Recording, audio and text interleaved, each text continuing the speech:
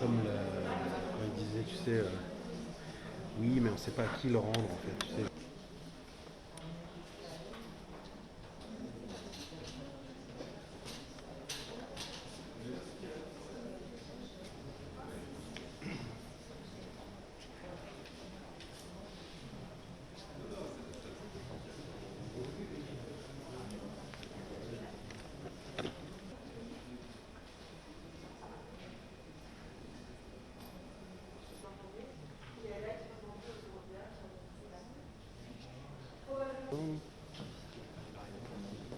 Merci.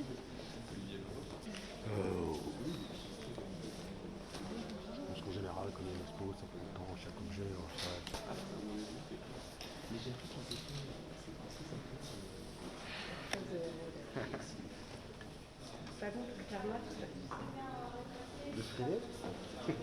Ces œuvres sont d'une importance capitale pour la République du Bénin. Pourquoi?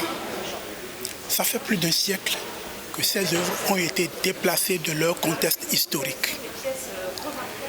Et lorsque vous regardez la facture de chacune des pièces réunies, vous vous rendez compte que dans le royaume du temps romain, il existe encore de grands artistes qui, au service du roi, faisaient des productions artistiques de haut niveau. Ces œuvres qui retournent aujourd'hui au pays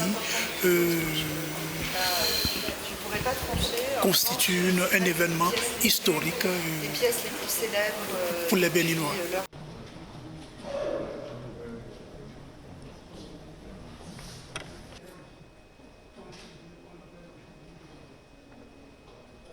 Je pense qu'il serait décent que d'autres pays qui détiennent des pièces africaines emboîtent le pas à la France.